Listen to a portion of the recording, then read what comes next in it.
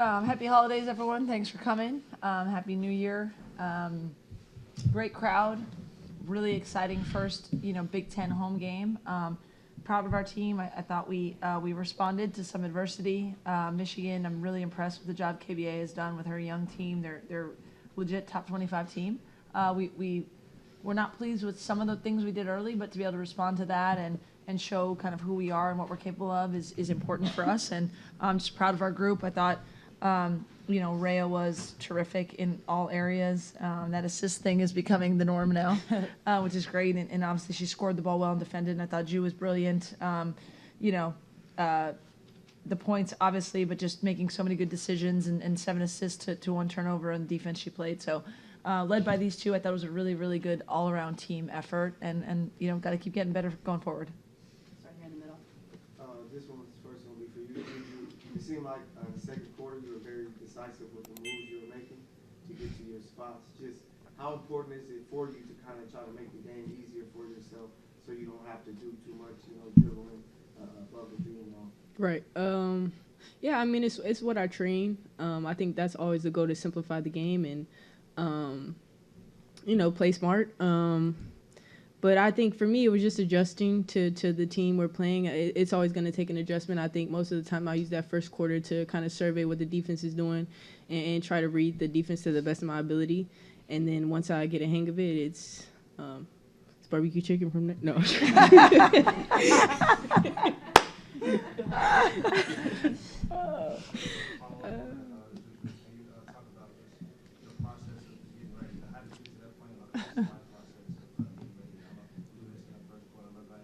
Yeah, I think it kind of comes naturally. Just trying to read the different reads. Coach calls the plays, and I see what the defense does, and from there, just being smart. I think that's just a part of the game, and we never really know what the other defense is gonna do.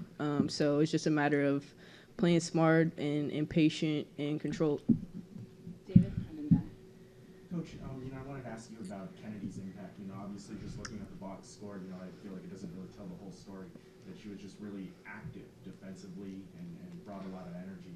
Just kind of how important was that tonight, and then just kind of her overall development, especially, coming back from that injury? Yeah, I mean, she's an incredible defender. I've said it before that I don't know that I've ever had a better defender coming in as a freshman. Just her mind, her understanding of defensive schemes, and her physical ability.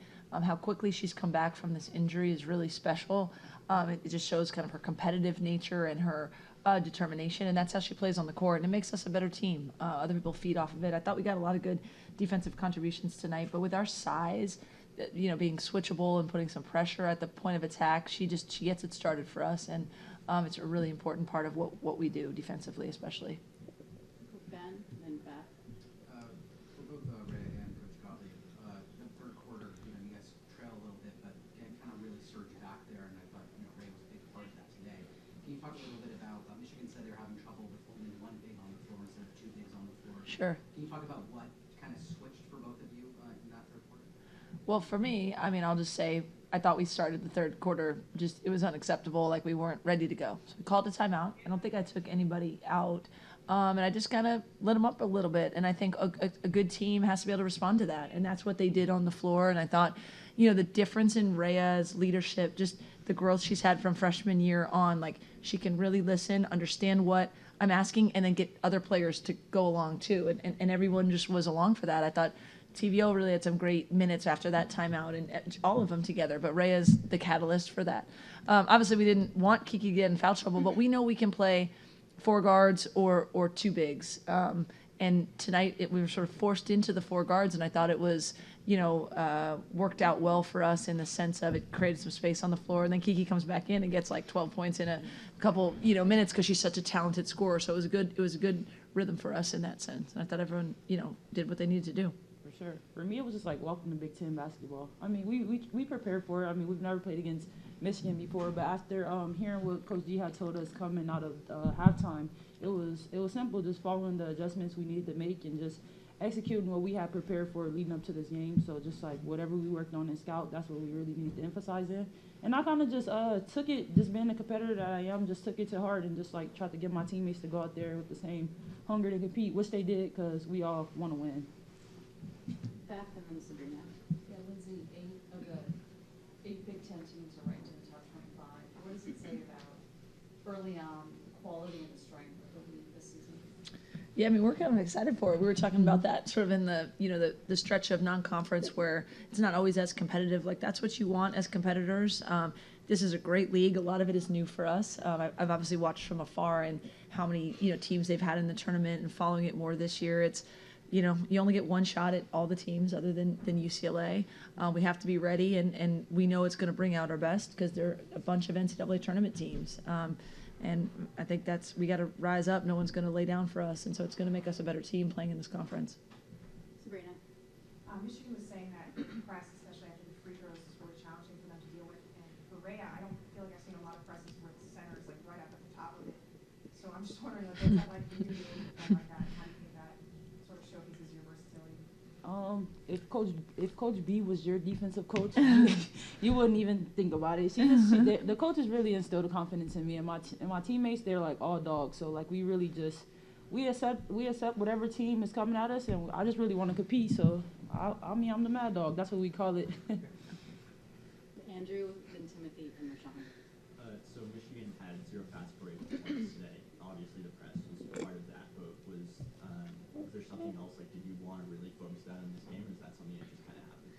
Oh, no. Didn't just kind of happen. We focus on transition defense all the time. It's a focus for us in our practices. We just know most teams are going to get better looks if they get open looks in transition than if they have to execute. It starts with what we call like our ball stopper, the point of attack, and in regular transition defense, that's often Kennedy or Malia or K9. And in our press, it's the dog. It's positionless. So if you're a mad dog, you're a mad dog. It doesn't matter if you're a center or a guard. So we try to put some pressure at the point of attack and really sprint back and match up. And I thought we had a couple lapses where people got some open shots, but for the most part, when our players really buy into what the game plan is, they're capable of anything. Timothy. This is for all of you all. Coach, you kind of started when you first talked about the crowd. It's the holiday season in Los Angeles, December 29th, yet you had an atmosphere like that. What does it say to you all that this is one of the hot spots in LA sports right now? It's just not lost on me ever. I mean, to walk out there and see people on that upper row. Ray and I were here when it was my family and hers, and that's it. And I think it speaks to the growth, right? Like LA, I was told so many times, people won't come out for women's basketball, but come out for winners. I mean, a lot of it has to do with JuJu and her magnetism, and it also has to come with the way we play. Like, who wouldn't want to see Ray at the front of a press, or the way that we play with one another? And so we're trying to put a good product on the floor that people want to come see. But shout out to the community for showing up on 7 o'clock on a Sunday during the holidays. It's a big name school in here. These are exciting matchups, but I think they show up for these women because they deserve it. And it's a cultural kind of thing that we're phenomenon that we're seeing happening, and I'm really grateful and proud to be part of it, but it's really about them. Anybody else? Sorry. Yeah, we never take it for granted. Like Coach said, it just means the world to us. Just to see the trajectory of when I first committed here to now my second year, it means the world. And I think we're really building a culture and fan base here at SC that's going to last forever. So that's really all we could ask for, and we're super grateful for our fans because there's no place like home. Sean, and then last question. JuJu, you spoke earlier about just kind of using that first quarter, seeing what the defense is doing. Mm-hmm. When and how did you acquire that level of patience? And, Coach, how rare is that to see a player at this level have that? I think, a lot of it comes from having conversations. I think when I talked with pro players, DeMar and Kyrie, they all emphasize playing smart. And I think for DeMar, it's like, knowing when to attack and knowing how to set the defense up. So they think you're trying to figure things out, but then you already figured it out. So it's just having that patience and really trusting the team because, we practice for moments like this. So it's just a matter of reading the floor for me and try to be as efficient as I can. Yeah, I would just say it's really impressive. We do a scouting report every time. I watch the other team, I watch how they're defending other players, and then a lot of times they throw that out the window and do something different on JuJu. So it's harder for all of us to kind of get ready, and I think she's done an incredible job, like she said, of trying to feel the game as it's happening. We obviously try to prepare her and the rest of the team for what we think it's going to be, but the chemistry between one another, you saw a lot of what we call touch keeps tonight, both Rhea and Kiki. So if she gets off of it and two go with her and it's still in the hands of our post players, it's getting open looks for other people too. So her decision making and her flow of the game has really taken off, and I think we're all going to continue to get better with that, but it's definitely an impressive thing to watch in real time. Last question, Jerry. Jerry Howard with Leaf Shocker. Lindsay, you actually have quite a young team, but they seem very mature on the court. What are you doing to develop them and help them not just prepare for these games, but prepare for that big stage? Yeah, well, we've said all year that we have a lot of youth, right? We do have 7 freshmen, some of whom play significant minutes. JuJu's still a sophomore, and then we have older players, but we're all new with one another. So we've said from the beginning that the idea for us was to have high standards and expectations, but also continue to get better throughout the course of the year. And it's taken time. They practice hard. They practice with one another. We want to keep getting better, but I think it's more about the chemistry and the learning of one another that just takes some time, and I think they've committed to that. All right, thanks everyone.